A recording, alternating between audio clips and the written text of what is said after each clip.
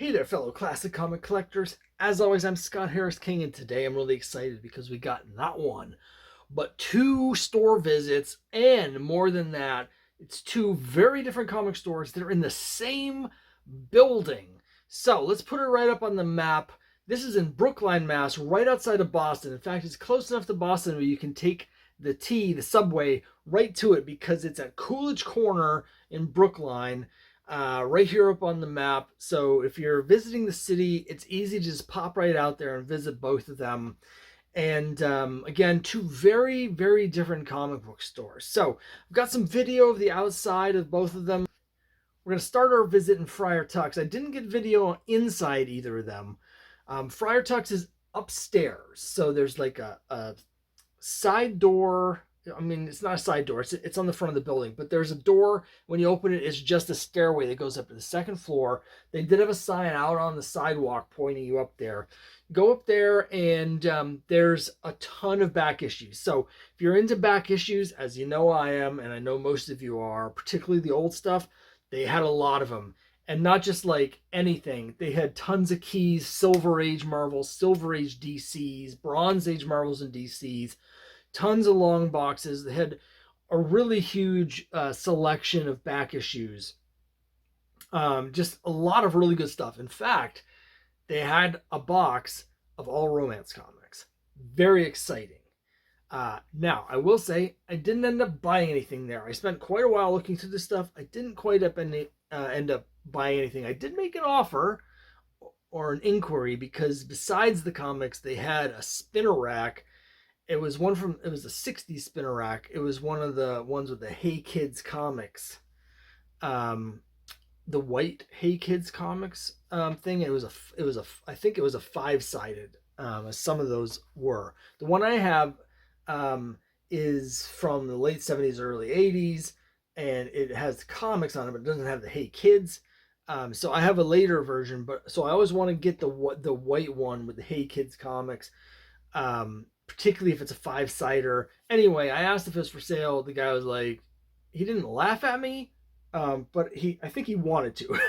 He probably gets that question a lot. But you got to take your shot, right? It was also not a full size one in terms of like floor to ceiling. It was only about half size. Now, as you know, I recently bought, hold on, as you can see here, a spinner rack right there. Now, this is a new spinner rack. So this is a new spinner rack that I'm using with my comics and to bring to shows. But it was interesting to see sort of like a half size vintage one. Anyway, that was a no. That wasn't for sale. So even though they did find some romance stuff that I wanted and some Savage Sword Conans that I need for my collection, I'm only down to about 15 issues of Savage Sword, and they had some of the late issues there that I needed. I didn't end up buying anything, and the reason was, as you know, I'm a frugal spender. I like my deals, and I'll never say like a place is overpriced. I always try and say, it wasn't in my price range. I will say that for me personally, the prices were a little high. Obviously, I didn't buy anything. Everything was 25% off, so that's great. But just as an example of the prices, they had a mid-grade Strange Tales 135 for Shield, right? A book that I love, and I just sold mine recently when I sold my Doctor Strange collection. This was again mid-grade. I want to say like a 5.5, and they had it priced at $1,800. Now again, it's 25% off, which in this case would be $450 off. But so that would bring the price down to $1,350 for a mid-grade Strange Tales 135. Similarly, they had like a lower grade, I didn't look at it too closely because I already have one, but it's an Avengers 8 First Kang. It looked like it was lower grade, 3.5, maybe 4, that sort of range. Again, I didn't look real close at it. I think it was priced at $2,400. So yeah, if you do the math on that, you're gonna end up still paying like $1,800 and something for it, right? So prices were a little high. That's not to say that there weren't things that were reasonably priced. It's just the stuff that it was more reasonably priced for my pricing taste was stuff I wasn't really in the market for. So they do have a lot of back issues and quite a variety, a lot of keys, but also just a lot of old stuff. That's one thing I would say is places that have gone as I've been visiting all these stores that have the higher prices tend to have better stuff because they're not necessarily selling as much stuff, and so I guess from the seller's standpoint, is an interesting trade-off. You could sell fewer things, but for more money, probably balances out. But anyway, because of that, they have quite a lot of inventory, a lot of really interesting things. So like for instance, I look at Star Spangled War Stories. I always look to see what they have for issues of Star Spangled War Stories. It's a series that there's several points of interest for me on that. And also like All American Men of War, another title that I always look for. But for instance, like Star Spangled War Stories, they had several issues of the War of the Time Forgot. They were lower grade, but they were priced, at like $10, $15, and then you get the 25% off. So if you're paying, between $7 and $12 for low grade copies of the War of the Time Forgot, I think that's a very good deal. Um, they also had a lot of dollar bin books. Now, you know how much I like my dollar bins. They had quite a few of them. When you first come in, before you get into the proper store, there's like a little foyer, if you will, a foyer, if you're from France. And they had a lot of dollar bin books there. I only looked through them a little bit. But the selection was interesting. There's a lot of stuff like late 80s, a lot of 90s stuff, early 90s. So that sort of period where comics were like selling like crazy. And there's a lot of like mainstream Marvel and DC stuff. It's just a little bit later than I'm interested in.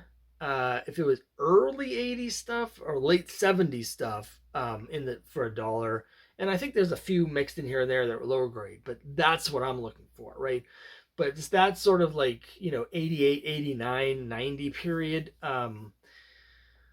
It's supposed to be the period I'm nostalgic for, since I was in high school and I started collecting in 84. But actually, there's probably the era maybe I'm least interested in is that period because it just feels like there's a kind of a glut of that stuff. But they had boxes and boxes of those things for $1. So really good selection of really cheap books and a lot of great selection of, again, Silver Age, Bronze Age stuff and keys. And again, a whole box of romance stuff you're not going to see most places.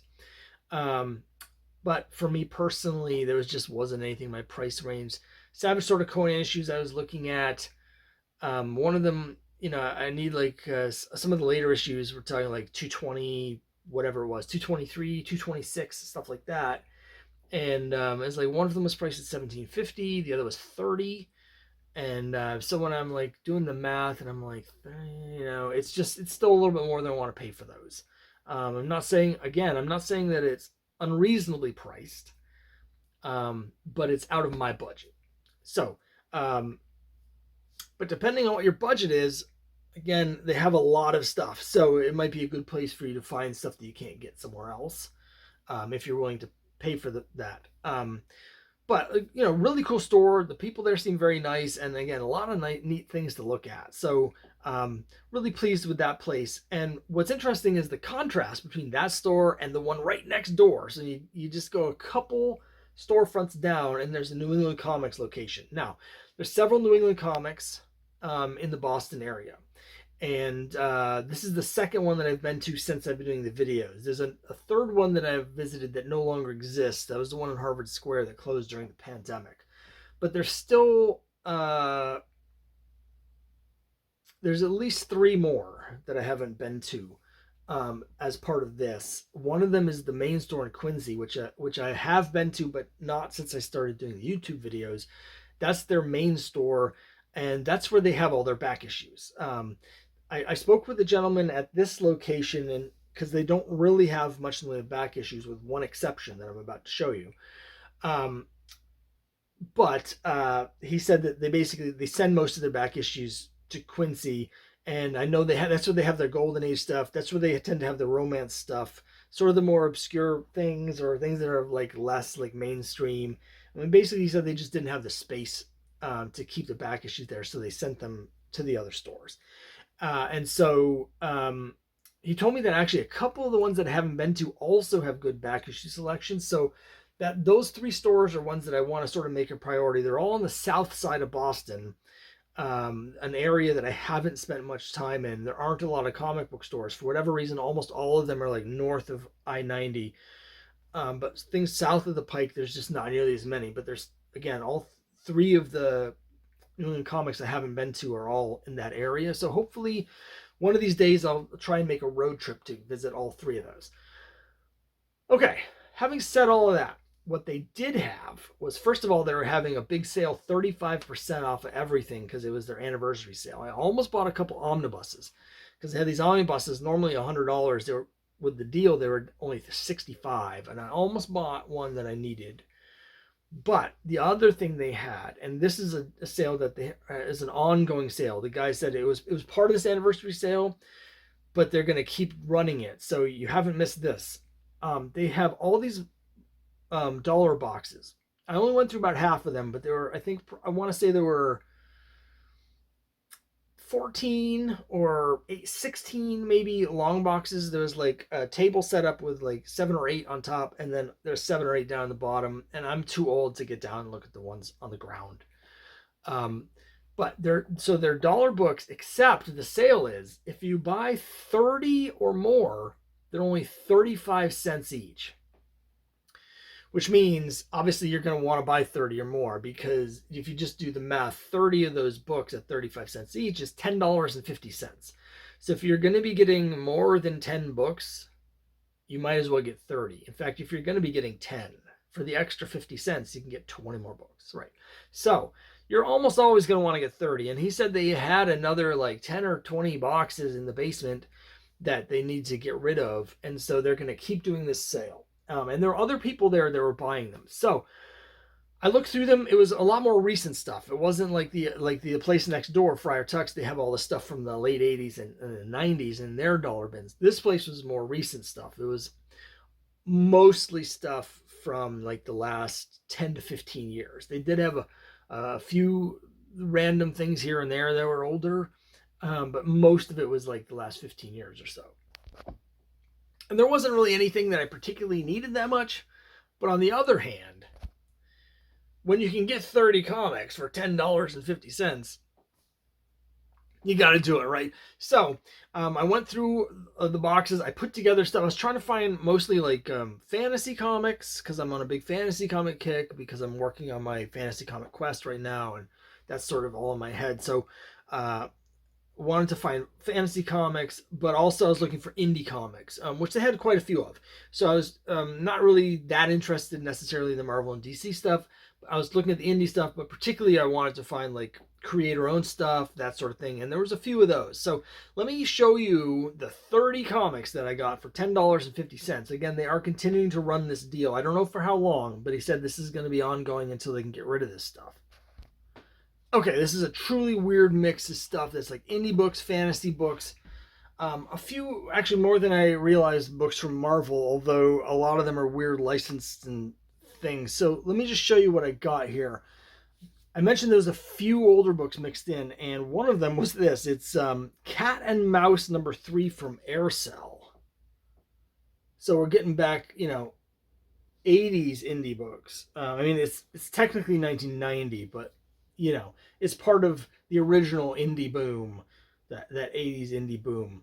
And I always like to see books from that period. Okay, I'm starting with the indie books. Something called Face Value Comics, which actually has some pretty decent artwork on it. I have no idea what this is. I don't know what it's about. I don't know who did it. I don't know anything about it. But the art looks pretty good on the cover. So yeah, I'm curious to look through that. Here's something called Comic Geek Speak Anthology #3, which is dated 2009. Again, obscure indie book. This one is particularly interesting to me. I got issues 1 and 2 of this. It's Chris Hunt's Carver, a Paris story. So here's issue 1. And here's issue 2, which has a big price sticker on it. Issues 1 and 2. So, like, I'm on Instagram. I don't actually post very much, but I follow, like, hundreds and hundreds of other comic creators. That's basically all I follow, other indie comic creators. And there's a guy that I follow on there who's this guy, Chris Hunt. And he's recently started working on a new issue of Carver for the first time in like 8 years. I'd never heard of the character. And so just in the last like month, he's been posting stuff about this new issue of Carver and how he's getting back into comics and he's taking this hiatus and stuff. And then lo and behold, I saw these. So I figured, okay, let's do it. Let's pick it up. So got both of these. I'm looking forward to checking those out. Here's a book that I've actually seen on Kickstarter. So it's Bloom. And there's some, I love the colors and the cover, the sort of the psychedelic cover. And again, I've seen this book on Kickstarter. They've been live at the same time as some of my projects on Kickstarter. So it's something, and they've had some really cool covers that I liked quite a bit. But I haven't actually read it. So I'm excited to get this. I don't know if it had some kind of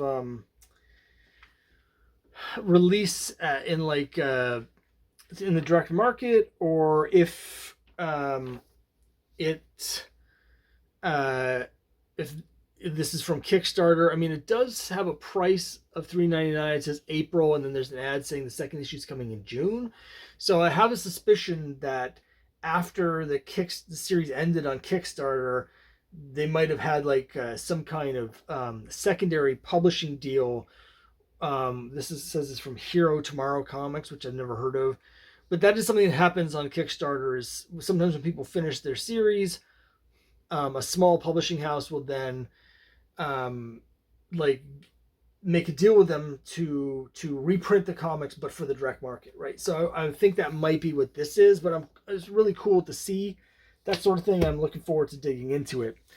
Here's something from Cave Pictures Publishing. It says Cave Pictures Publishing presents George MacDonald's The Light Princess.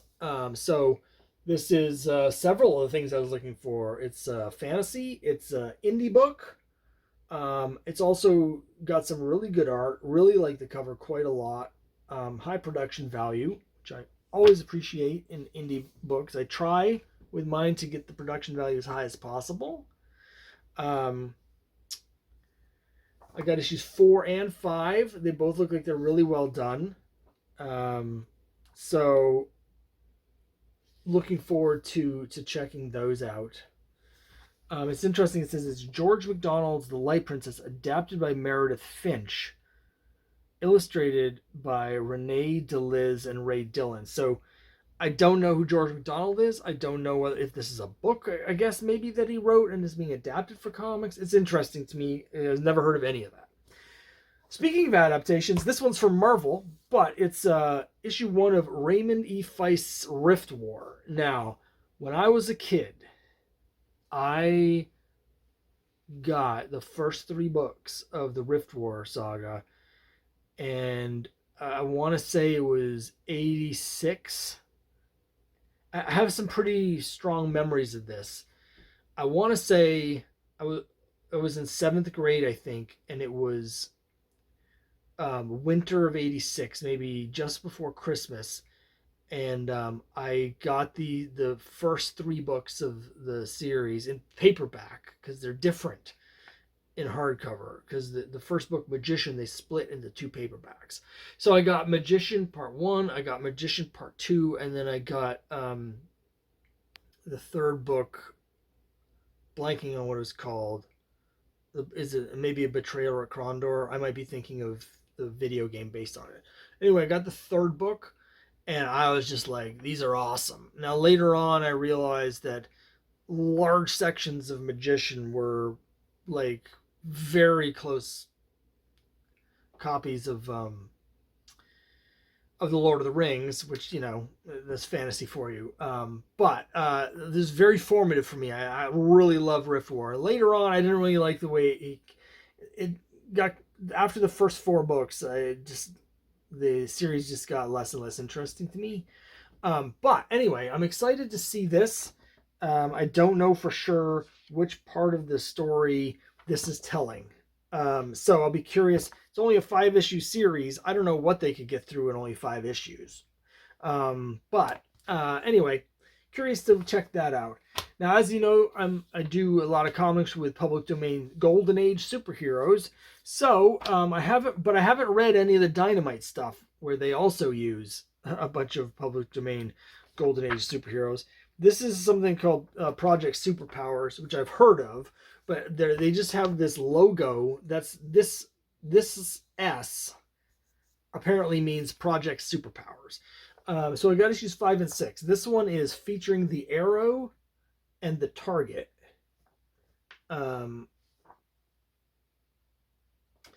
So the Arrow is from Centaur Comics, and Target, I have several issues of Target Comics.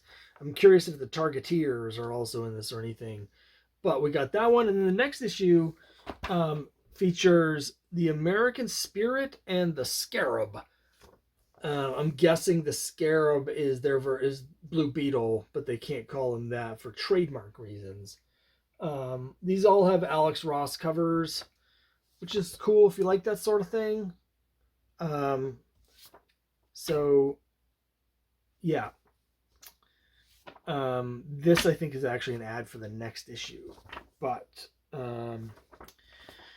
yeah. So I've never read any of Project Superpowers. Obviously, I've heard about it in the public domain superhero like groups that I'm in, like on Facebook and stuff. They talk about this sort of thing a lot, but I've never read them. So this would be a fun chance to do that. Also fun. Here's another Marvel book. I'm a big Disney fan. I'm a big Disney theme park fan. So I had to get It's Big Thunder Mountain Railroad #2. I've only dabbled a little bit in their adaptations, their comic book adaptations of the theme park rides, but it is the sort of thing that I'm interested in because, of course, I love Disney theme parks. And again, I have a very vivid memory of when we were at Disney World in 1978, and there was part of the park that was closed because it just hadn't opened yet. They were building Big Thunder Mountain Railroad, and there was like a sign, there's a wall with a sign saying coming soon. I think it had like the paintings of what it was going to look like, and then over the wall you could see them building it. And so as a kid, of course, I was very excited for this. Very excited. It's a classic ride. So there's that. I also picked up again one of the few older books that they had there. It's Protectors #8. Now you may remember just recently I got an earlier issue, Protectors #5. Protectors is from Malibu, and it features a bunch of public domain Golden Age superheroes, which I don't think I knew at the time. I actually had a complete run of Protectors when it was coming out. I was buying it off the stands. I think it ran 20 issues. I didn't know that a lot of the characters were from the Golden Age, and now I have a totally different interest in the series than I did when I was actually collecting it at the time. So I'm curious to dig into these. I also got from Image a whole bunch of issues of a comic. They're quite dirty. It's hard to figure out just how dirty they are because the books are sort of like designed to look sort of old-fashioned and beat up, but these are also actually dirty. So let me get them in order here, and then afterwards I might have to wash my hands.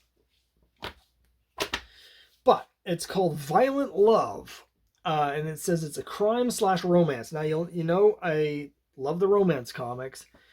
I'm not sure I'm gonna like this because it says rated R. It looks like it might be a little Pulp Fiction-y for me.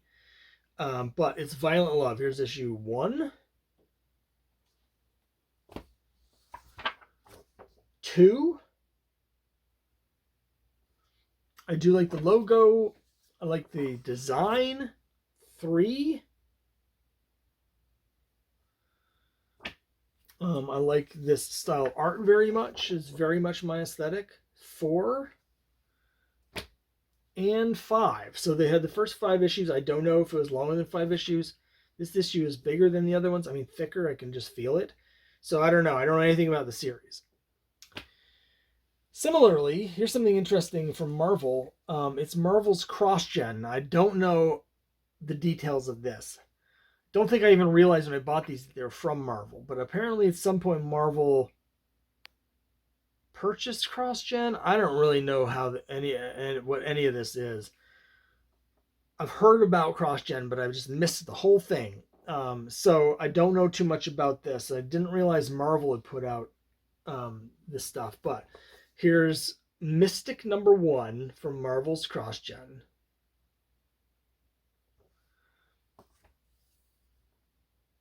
Ruse #1 from Marvel's cross-gen. And Sigil #1 and #2 from Marvel's cross-gen. These all have fantasy elements. This one's got some kind of magic thing with pirates. That's Sigil. Ruse has something to do with supernatural detectives that appears to be Victorian. It's written by Mark Waid. And then Mystic, it says on the back, 2 teenage wizards, 1 destiny. So it's the sort of thing I've been looking for. These are from apparently 2010, 2011. So I don't know. I've missed this whole thing somehow. I thought the cross-gen was something from the aughts, from the early aughts, and I guess maybe it was, and Marvel bought them, or maybe I just don't know what the hell I'm talking about. All of those things can be true, but I'm curious to dig into these. Speaking of curious to dig into them, I've talked about this before. In fact, I showed off my complete run before I reluctantly sold it. But as a kid, in particular, I was a huge fan of ROM Space Knight, but I never checked out the IDW version. I did read issue 0 from like Free Comic Book Day, but I haven't read any of the rest. So I was excited to see ROM #12. And then also Revolution ROM.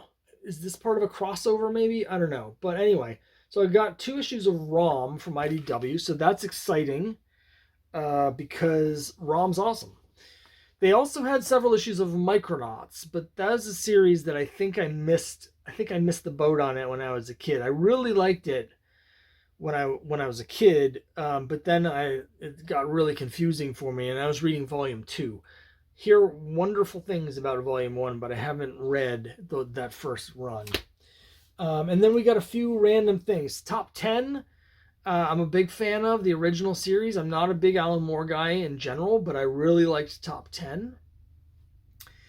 I was really frustrated. There was a follow-up series that was supposed to be an 8-part, like season 2, where it wasn't written by him, and I bought the first 4 issues and they just canceled it. An 8-issue limited series they canceled after issue 4. That really pissed me off. But I didn't know that they had done another series later. So they had just 1 issue of that. It's Top 10 Beyond the Farthest Precinct, #4 of 5. It's got art from Jerry Ordway. Or maybe it's written by Jerry Ordway. I'm not sure which. It's hard to say. His name's on the cover. So that'll be fun. I also got this. I was a little unsure about it, but it's War is Hell #1 from Garth Ennis and Howard Chaykin. I say I'm unsure about it because I'm not a fan of, in general, I'm not a fan of Garth Ennis's writing. I think he's a good writer, but his aesthetic is not mine at all, except I know he writes really good war comics, and I do like war comics. Howard Chaykin, again, I like some of his stuff, but he's usually not to my taste. But I'm curious to see this. It's a World War I story, so curious to dig into that. Also curious to look into this. Now, this looks like something right up my alley. It's Hellcat, Patsy Walker, number 3 from relatively recent Marvel series. I heard good things about this. It's the cover definitely gives me some real Squirrel Girl vibes, which is great. So I'm looking forward to that. And finally, I got just 2 random DC comics, just completely random. First one is Convergence Blue Beetle, which I'm interested in. It's got the Charlton heroes. So that's interesting to me that it's like the Charlton versions of the characters. It's not just the heroes who were from Charlton, but these are clearly the Charlton versions of the characters. So I'm looking forward to that. Probably shouldn't be, because I haven't heard anything good about Convergence, but I am still looking forward to it anyway. It's 35 cents. And then finally, the most random thing that I got is Adventure Comics 526. Not a big Losers and Superhero fan. However, I am an absolute sucker for the Adventure Comics logo. Even though this is straight when it should be curved, I love the Adventure Comics logo. It's the best logo in the history of comics. I just love it. So even though I'm not a big Adventure Comics fan, I like the, and it also has the legacy numbers. So for those completely ridiculous reasons, the logo and the numbering, I bought this random issue of Adventure Comics. So that was it. That huge pile of comics, $10.50. So even though I didn't get anything at Friar Tuck's, I ended up with a huge pile of comics, enough for me to talk for a half hour about this stuff. So what I'm going to do now is stop talking. Let me know what you think down below of these purchases. I'm going to read some of these comics and see what the heck I just bought. And I'll see you next time.